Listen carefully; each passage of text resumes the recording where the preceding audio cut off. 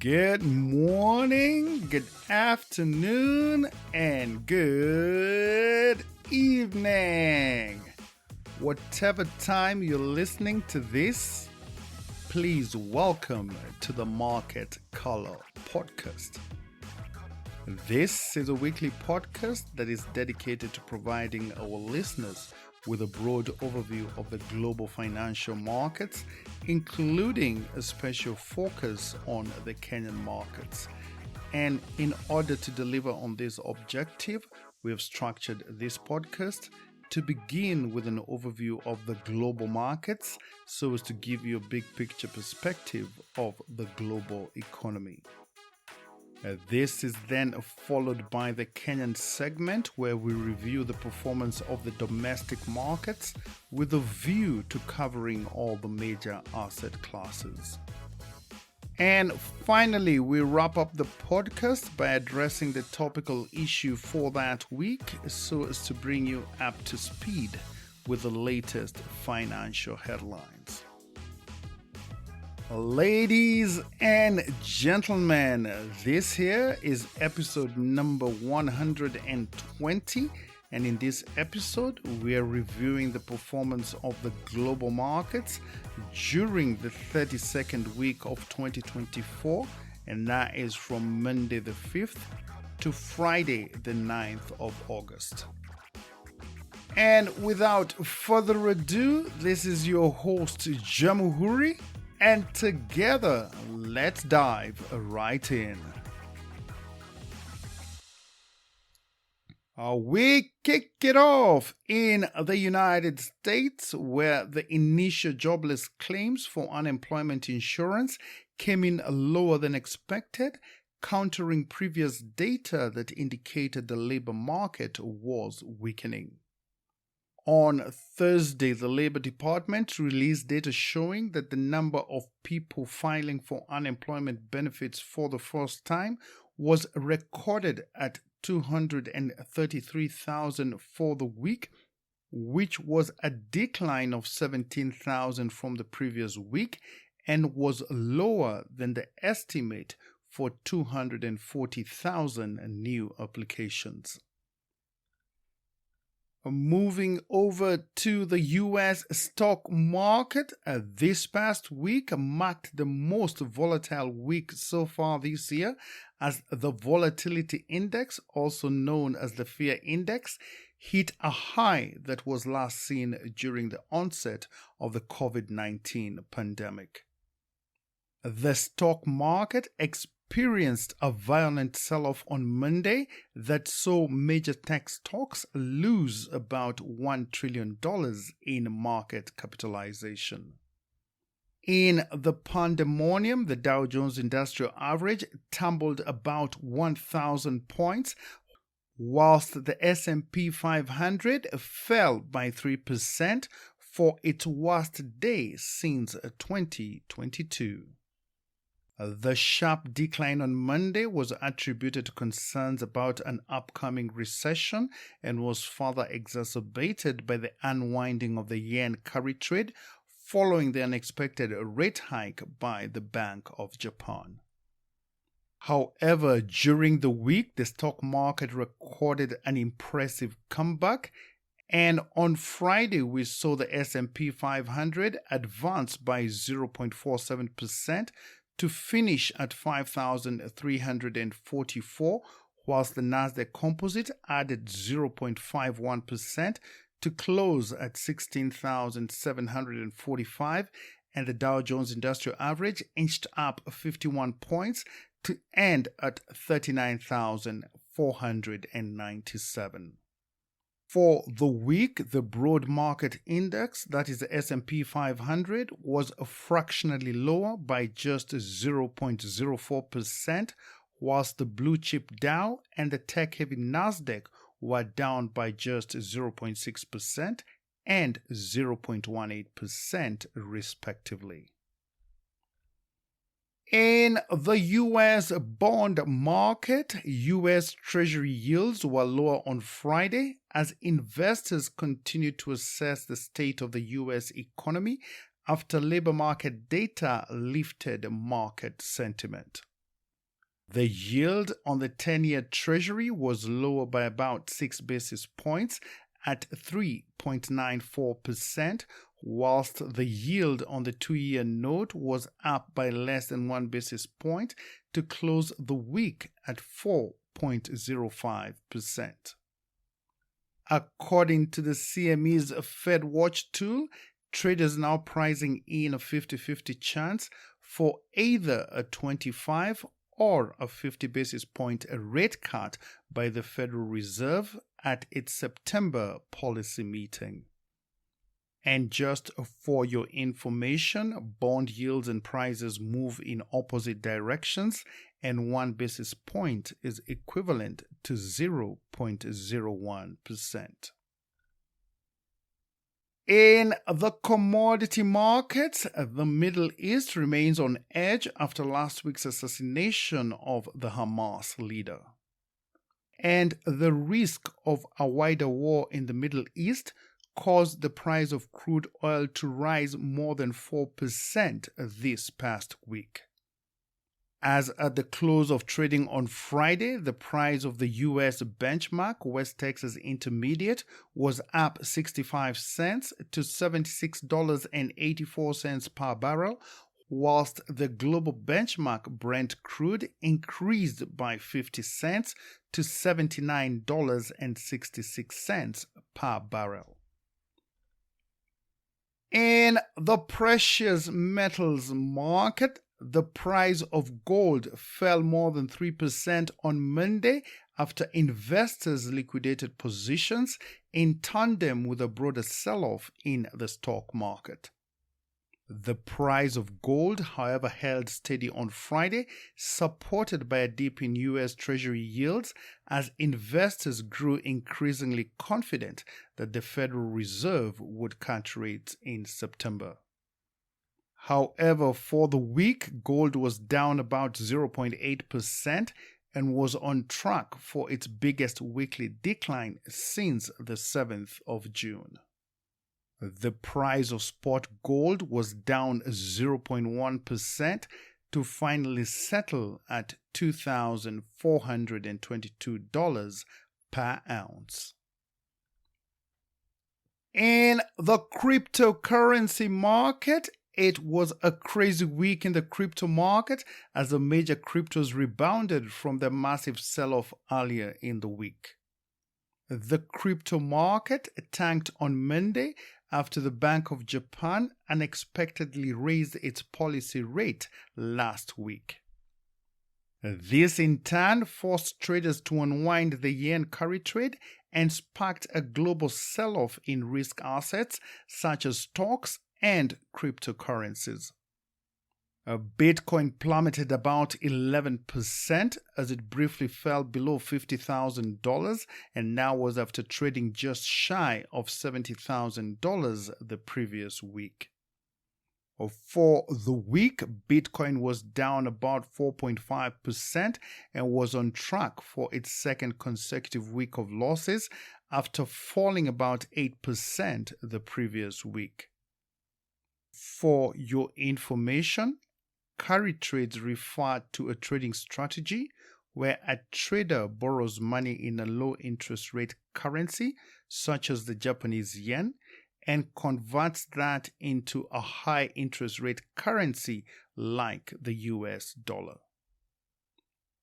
In the global headlines of this past week, Warren Buffett now owns more treasury bills than the US Federal Reserve. As at the end of the second quarter, Berkshire Hathaway, which is a holding conglomerate owned by Warren Buffett, held about $234 billion in treasury bills compared with $195 billion that was held by the Federal Reserve. And on that note, we now change scene to the Kenyan financial markets, and we start by looking at the Central Bank's Monetary Policy Committee meeting, which was held on Tuesday this past week, and where the committee decided to lower the central bank rate by 25 basis points to 12.75%. And for a detailed overview of the policy meeting, please listen to our topical issue at the tail end of this podcast. Shifting gears to the domestic foreign exchange market, during the past week, the Kenya shilling was relatively stable versus the US dollar, and according to data obtained from the Central Bank of Kenya, the official exchange rate for the US dollar was quoted at 129.41 compared to 129.15 the previous week. However, in the interbank market, commercial banks were selling the US dollar within a narrow range of between 130 to 132 shillings. The lowest rate was offered by Stanbic Bank at 130.75, whilst the highest rate was quoted by Equity Bank at 132.25. Meanwhile, the sterling pound was priced at 164.28 and the euro was valued at 141.46. And on the regional front, one Kenyan shilling was changing hands for 28.82 Ugandan shillings and 20.83 Tanzanian shillings, and to the Rwandese franc, it was posted at 10.17. The shilling now appears to be relatively stable against the US dollar. However, that does not negate the fact that Kenya's underlying economic fundamentals remain extremely weak. And this is evidenced by the country's excessive national debt, which now stands at above 70% of the gross domestic product and consumes about 60% of total tax revenues. And given these fundamentals, I expect that the shilling will continue to remain under pressure for the foreseeable future until such a time that we get our national debt under control. But as we now all know, there are no solutions to excessive debt, just consequences in the form of higher taxes. On foreign exchange reserves, Kenya's usable foreign exchange reserves increased by $66 million to $7.34 billion, which is equivalent to 3.8 months of import cover. This level of reserves falls below the central bank's statutory requirement to endeavor to maintain at least 4 months of import cover. Kenya's foreign exchange reserves remain under intense pressure, and this is partly due to the persistent current account deficit, where imports perpetually exceed exports, and is further exacerbated by our ever-increasing national debt that has pushed the country to the precipice of a sovereign debt default. In the money markets, during the past week, the interbank market was sufficiently liquid and was well supported through open market operations. The interbank rate, which is the rate that commercial banks lend to each other on an overnight basis, this remained relatively unchanged at 13.13%, compared to 13.19% that was recorded the previous week. And in terms of volume, the average value that was traded in the interbank market decreased to 33.1 billion shillings, down from 35.3 billion shillings the previous week. Meanwhile, the excess reserves held by commercial banks in relation to the 4.25% cash reserve requirement, this stood at 14 billion shillings. For your information, the cash reserve is a statutory requirement that specifies a percentage of total deposits that commercial banks are required to hold with the central bank for liquidity management. In the government securities market, the weekly Treasury bill auction was held on Thursday, the 8th of August, and the central bank received bids totaling 39.2 billion shillings against an advertised amount of 24 billion shillings, representing a performance rate of about 164%. The central bank ended up accepting 34.3 billion shillings, and the results of the auction were as follows. The 91-day rate dropped by 17 basis points to average out at 15.81%, whilst the 182-day rate declined by about 13 basis points to settle at 16.71%, and the 364-day rate was just a touch lower at 16.91%. In the international markets, the yields on Kenya's Eurobonds were on an upward trajectory, with the yield on the 7-year 2019 Eurobond increasing the most by 80 basis points as it rose from 10.6% recorded the previous week to 11.4%. The massive increase in yields was partly attributed to the rating downgrade by Fitch, which came a few weeks after Moody's also downgraded Kenya's credit rating. At the Nairobi Securities Exchange, during the past week, the equities market was on a downward trajectory, with the NSE 20 declining the most by 1.5%, whilst the NSE 10, the NSE 25, and the NASI declined by 1.4%, 1.3%, and 1.2% respectively.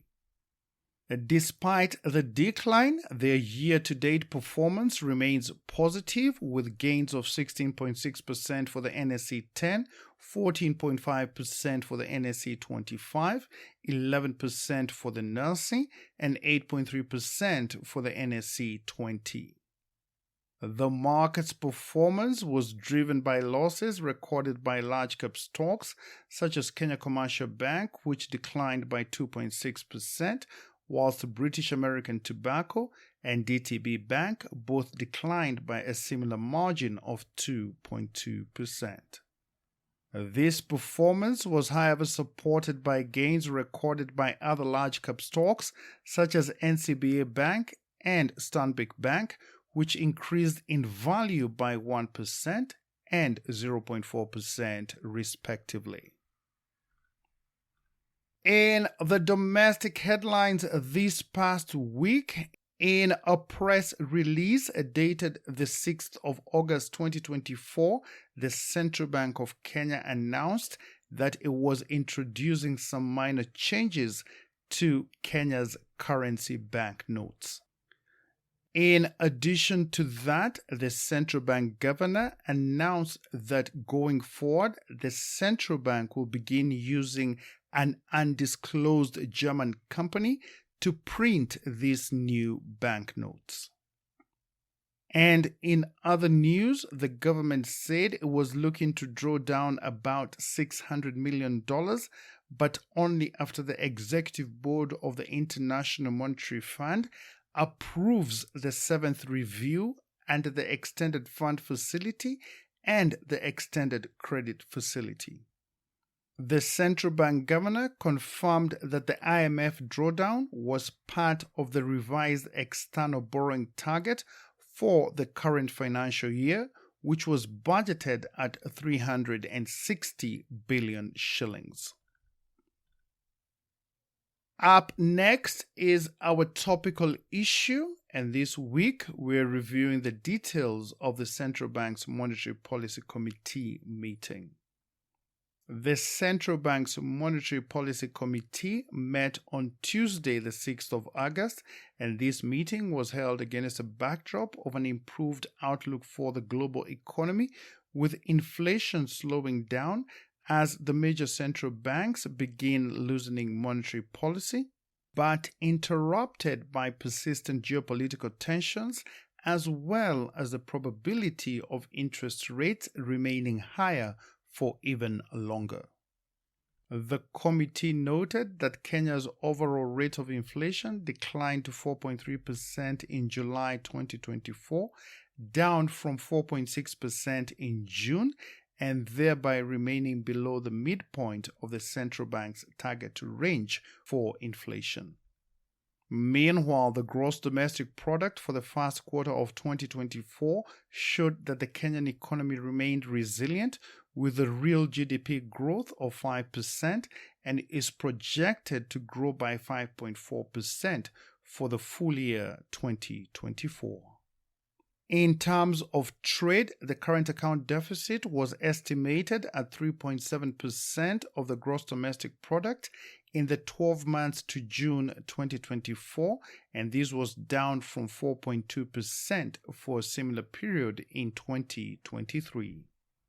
Meanwhile, the number of tourist arrivals improved by 27% in the 12 months to June 2024, as the value of diaspora remittances increased by about 13% to $4.53 billion in the 12 months to June 2024, compared to a similar period in 2023.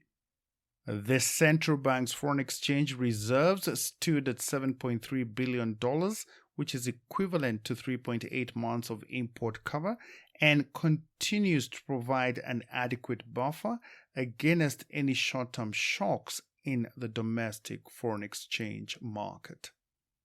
The committee noted that the banking sector remained stable and resilient, with strong liquidity and capital adequacy ratios, as the ratio of gross non-performing loans as of June 2024 stood at 16.3% compared to 16.1% in April.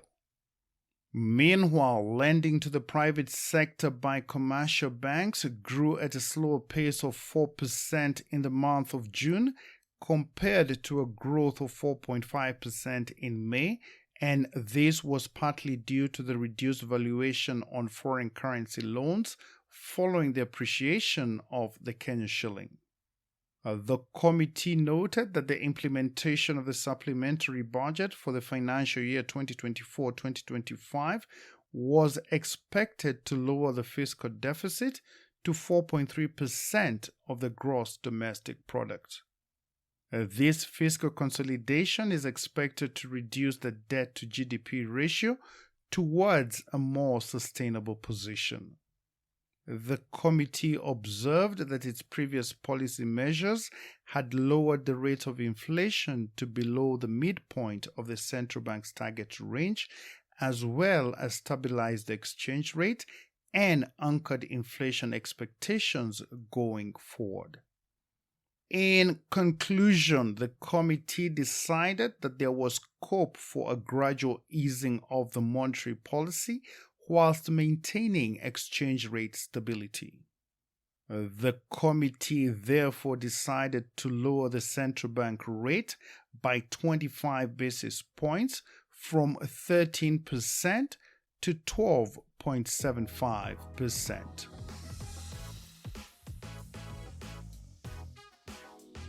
And on that note, we come to the end of this week's podcast. Thank you for listening to the Market Color podcast, and I hope that you found it to be useful and informative.